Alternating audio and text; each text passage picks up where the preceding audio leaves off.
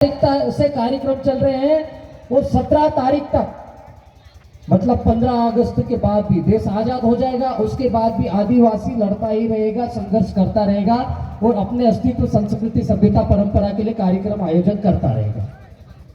तो दोस्तों, मैं ये सब इसलिए बता रहा हूं कि यूएनओ, जिसको संयुक्त राष्ट्र संघ बोलते हैं, जैसे हमारे घर में एक डालोज भी रहे कि नहीं, घर घर में एक डालोज भी रहे कि नहीं रहे, डालोज भी चौको है तो सब पूरा घर वाला मानना पड़े तीनों का जे लोड़े ती हो दादा के हुगा रही जाए, थापड़ाई भी दे नान लगा पूरे का जे हमरे 10 लाख भी ठोक दे, काई नहीं कोण हुगा रे ने घर जाए तो एक एक लागाड़ी गेले ती हुगा इन सुई जाए तो दादू लौट सके।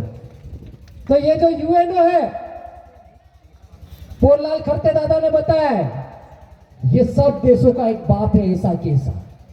इसमें भारत सहित 193 देश है। कितने? 193 देश। 193 देश सब इसकी बात मानते हैं। तो ये सब देशों का बाप हुआ कि नहीं हुआ?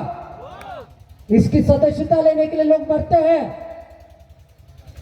पूरे विश्व में जितने भी जाति, धर्म, संप्रदाय के लोग हैं, किसी के लिए कोई दिन आता है क्या स्पेशल? अभी 5 जून गया, पर्यावरण दिवस मनाते हो, गांधी जयंती मनाते हैं क्योंकि देश के राष्ट्रपिता है, 26 जनवरी मनाते हैं गणतंत्र दिवस से, 15 अगस्त मनाते हैं क्योंकि देश आजाद हुआ था, दुनिया भर के दिवस मनते हैं। लेकिन मैं आपसे इस मंच के माध्यम से एक सवाल पूछना चाहता हूं, क्या ब्राह्मण दिवस मनाया जाता है? क्या मुस्लिम दिवस मनाया जाता है? क्या ईसाई दिवस मनाया जाता है? तो इस मंच के माध्यम से ये बड़ा सवाल है, आपको सोचना पड़ेगा कि आदिवासी दिवस ही क्यों मनाया जा रहा है विश्व में? भारत सहित 193 देश में मनाया जा रहा है 9 अगस्त को। क्यों भाई, क्या जरूरत पड़ी? दादा ने बताया, जब पूरी धरती पर ग्लेशियर पिघलने लगे, तापमान गड़बड़ाने लग गया, कभी भी बारिश हो जाती है, कभी भी तूफान आ जाता है, कभी भी भूकंप के झटके लगने लग जाते हैं, जब ऐसा महसूस होने लग गया, पूरे विश्व के देशों को चिंता होने लगी, डर गए। जैसा हमारे घर में, मोहल्ले में झगड़े हो जाते तो बाप दादा बिठाते कि नहीं, गांव वाले पंच बिठाते, तो वैसे कि वैसे पूरे विश्व के प्रतिनिधि को बुलाया यूएनओ ने, संयुक्त राष्ट्र संघ ने, और सबने चिंतन किया, मंथन किया, काई चाल रहे ना देश में, एना विश्व में, धरती पछी का हाल है, पानी उतर का पड़े, कहीं तो चार पानी नहीं पड़े, बहुत टेंशन में आ गए वो। तो उनको पता चला कि विश्व में जो आदिवासियों की जीवन शैली है, आदिवासी कहाँ रहते हैं? एक घर पोलो, एक घर पोलो, कोरोना ते हाँ आवलो, हम तो पहले तो आने वाले होने बोल रहे बोइडा बोइडा पर, कोरोना ने 50 वालों को सिखाया, आदिवासी 5000 सालों से ऐसे ही रह रहा है।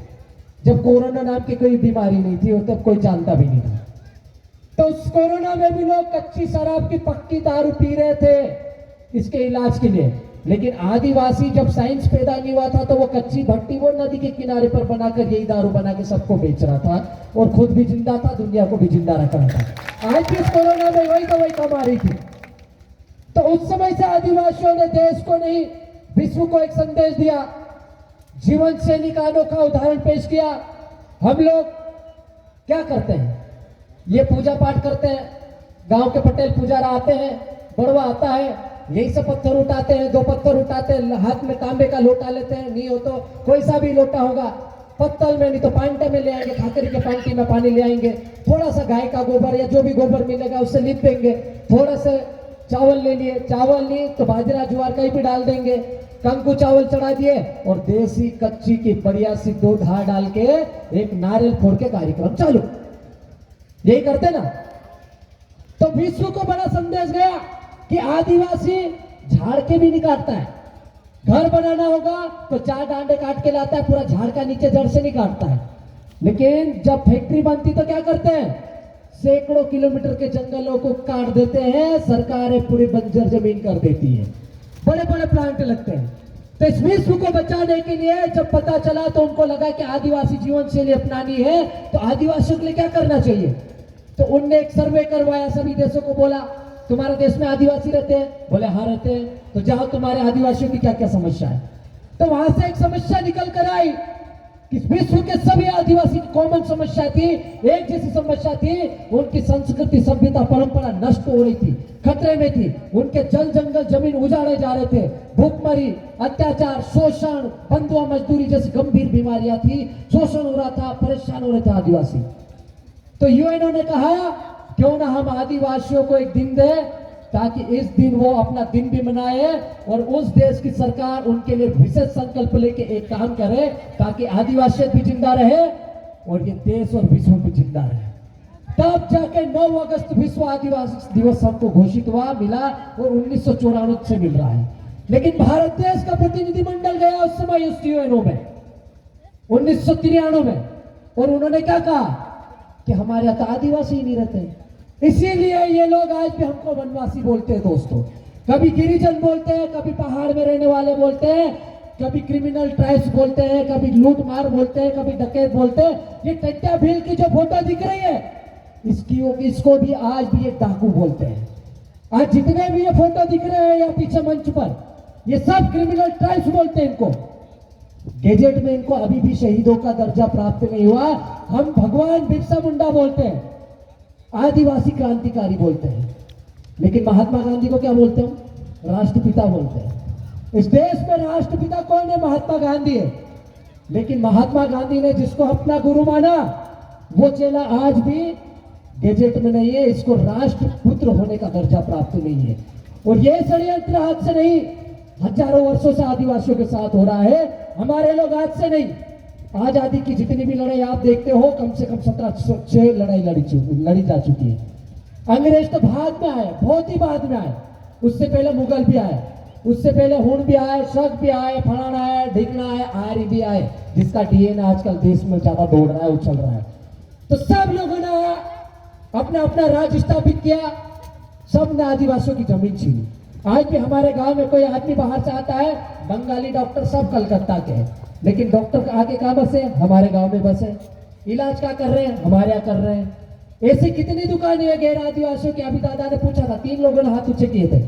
इस सिरवेल महादेव की नगरी में मात्र 3 आदिवासियों की दुकान है, बाकी सब गैरों की दुकान है। क्या कारण है भाई? हम बहुत भोले भाले लोग रहते हैं। हमारे लोग बाहर के व्यक्ति को बहुत सम्मान देते हैं। जैसे बाहर का व्यक्ति आता है, हमारी जमीन का एक टुकड़ा दे देते, 20 बाय 50 का प्लॉट देते हैं और पैसा भी नहीं लेते। बहुत बार तो ले आओ डॉक्टर, तू यहाँ पहुंच जा, दुकान बनाए ले, तारी भी दार की हो जासे ना, हम मानसिक भीतर घोड़ की इलाज जोड़ से, यही मंशा रहती ना हमारी। लेकिन वो व्यक्ति आता है हमारे यहाँ, बड़े बड़े बिल्डिंग बना लेता है, और हमारा व्यक्ति आज भी गुजरात में जाके मेहनत मजदूरी कर रहा है। वहां से आता है, जवान जाता है और बुढ़ा होके आता है। ये हालत हो गई हमारे समाज में। जितने भी हमारे युवा साथी है, अभी जितने दिख रहे हैं, अधिकतर बेरोजगार युवा साथी है। ये सब मेहनत मजदूरी करते हैं, डोकरे डोकरे घरों में मिलते हैं। अभी देखो गांव में जाओ, खेती बाड़ी का काम कर रहे होंगे तो डोकरे मिल रहे होंगे, बाकी तो सब पौनी करके गुजरात में ना महाराष्ट्र में मजदूरी कर रहे होंगे। तो इसके पीछे बहुत बड़ा कारण है दोस्तों, हम लोग हमारी जमीनों पर बेदखल कर दिए गए, हमारी जमीनों से हम लोग पलायन कर गए। और आज क्या हाल है? जिस देश के मालिक कहे जाते हैं, उसी देश में मालिक से मजदूर हो गए। समय ज्यादा हो रहा है, मुझे टोक देना भाई साहब पीछे से। 5 जून 2011 को जो डिसीजन बार बार, 5 जनवरी 2011 का डिसीजन जो हम लोग बार बार बोलते हैं, सुप्रीम कोर्ट, इस देश का सर्वोच्च न्यायालय जिससे देश संचालित होता है, वो कहता है कि आदिवासी इस देश का मूल मालिक है। भाई क्यों? कुछ तो कारण होगा, सबको क्यों नहीं कहा उन्होंने? तो उसके पीछे एक कारण था कि महाराष्ट्र के नागपुर में एक भील महिला को नंगा करके घुमाया गया था। उस भील महिला को नंगा करके घुमाया, उसके खिलाफ आदिवासी समाज के लोग इकट्ठा हुए, बड़ा आंदोलन किया, एकजुट हुए। वो खबर गई बाहर तक। कुछ जो सामाजिक कार्यकर्ता थे उन्होंने PIL लगाई, याचिका लगाई कि आदिवासियों के साथ शोषण हो रहा, अत्याचार हो रहा। तो सुप्रीम कोर्ट ने इतना बड़ा डिसीजन दिया, उसके बाद उन्होंने बोला कि आदिवासियों के साथ में अत्याचार बंद कर दो। 5 जनवरी 2011 का जजमेंट है। उन्होंने कहा कि इस देश का मूल मालिक, मूल निवासी सिर्फ और सिर्फ आदिवासी है, बाकी सब इमिग्रेट नेशंस है, सब बाहर के लोग हैं। कोई धंधा करने आया, कोई दुकान चलाने आया, कोई खेती बाड़ी करने आया, ऐसे करके सब आके बसे हुए हैं। लेकिन हम हमारी जमीन पर आज मजदूर बन के बैठे हुए। बहुत ही बड़ा सवाल है। मैं ये सवाल बार बार आपके दिमाग में इसलिए डालना चाह रहा हूं, इस समाज का जो भविष्य बेटा है, इस समाज का जो संघर्ष बेटा है, ये अंतिम पीढ़ी है और अंतिम संघर्ष चल रहा है। ये जो लोग बैठे हैं यही पूरे मध्य प्रदेश में संघर्ष कर रहे हैं इस समाज को बचाने के लिए। यदि आप ये सवाल नहीं करोगे और आप इस संघर्ष को छोड़ दोगे तो आने वाली पीढ़ी को नहीं मालूम है भाई, ये छोटे छोटे बच्चों को भी नहीं मालूम, ना घर में बैठे अनपढ़ आदमी को आरक्षण नहीं मालूम है। कौन लड़ेगा फिर आपके लिए? आज गुना में हमारी आदिवासी महिलाओं को जिंदा जला दिया जाता है। नीमच में एक आदिवासी भील युवक को सरेआम घसीट के मार दिया जाता है। नेमावर में 4-4, 5-5 महिलाओं के साथ में बलात्कार करके 10-10 फीट के गड्ढे में गाड़ दिया जाता है। इसे सिर्फ मध्य प्रदेश की बात नहीं कर रहा हूं मैं, पूरे देश में जो एनसीईआरटी की रिपोर्ट है, जो भारत देश की सबसे बड़ी ब्रांच है, एक एजेंसी है, शाखा है, वो कहती है कि सबसे ज्यादा यदि अत्याचार शोषण हो रहा है तो वो किसी और के खिलाफ नहीं, आदिवासियों के ऊपर हो रहा है। तो ये सवाल हमारे अंदर चुभते हैं और यही सवाल लेकर हम 200, 500, 700 किलोमीटर कैसे भी चले जाते हैं, भूखे भी चले जाते हैं, पैसे चंदा करके भी चले जाते हैं, संघर्ष में अपनी आवाज बुलंद कर देते हैं। तो कुछ लोगों को लगता है कि ये तो कर्मचारी, इसको सस्पेंड करो, सरकार का खाता सरकार के खिलाफ बोलता है। अबे हम सरकार का खा रहे हैं, लेकिन इस देश के मालिक हैं, टैक्स भी सरकार को ये मालिक ही देते हैं, यहाँ का व्यक्ति बैठा हुआ ही देता है। हम सरकार के खिलाफ नहीं बोल रहे, हम लोग समाज को एकजुट करने की बात कर रहे हैं, समाज को संगठित करने की बात कर रहे हैं, समाज को शिक्षित होकर एक अच्छा मंच देने की बात कर रहे हैं, ताकि वो भविष्य में अपने समाज के लिए लड़ सके, कुछ कर सके। और ये समाज ही बचेगा तो ये विश्व बचेगा, ऐसा तो यूएनओ ने भी बोला है। तो हम कौन सा बुरा काम कर रहे हैं? यदि हम बुरा काम कर रहे होते तो आप इतनी संख्या में लोग आते क्या? यहाँ नहीं आते। तो यही संदेश था। अभी हमारे बाद बहुत सारे और भी वक्ता है, दूर दूर से आए हैं। पूर्व में पोरलाल दादा ने बहुत कुछ बोल दिया है, महेंद्र भाई भी बाकी है, सीमा दीदी आए हैं, सुमेर भाई है, दादा बैठे हैं, मुजालदे साहब भी, ऐसे बहुत सारे लोग हैं। आप कहीं जाए नहीं, बकायदा सब लोग बातें सुने और यहाँ से एक संकल्प लेके जाए, एक विचारधारा, एक संकल्प, एक कसम खा के जाए कि जब भी लड़ेंगे समाज के लिए लड़ेंगे, संघर्ष करेंगे समाज के लिए करेंगे, लड़ाई झगड़े नहीं करेंगे, छोटी छोटी चीजों को, छोटे मोटे झगड़ों को गांव में निपटाएंगे। गांव के पटेल, पुजारा, तड़वी जो भी है थोड़े मजबूत हो जाए, कड़क हो जाए, छोटी छोटी चीजों को थाने पे, कोर्ट कचौरी पे ना जाने दे, गांव के मामले गांव में निपटाए, ग्राम सभा को मजबूत बनाए, जिसको हम 13-3 का बोलते हैं उसको मजबूत बनाए और देश के संविधान की रक्षा करें, हमारे समाज की रक्षा करें, संघर्ष को आगे बढ़ाए, शिक्षित बने, संगठित रहे और संघर्ष करें। बस यही संदेश था। बहुत बहुत धन्यवाद। जो आप जिंदाबाद। बहुत बहुत धन्यवाद।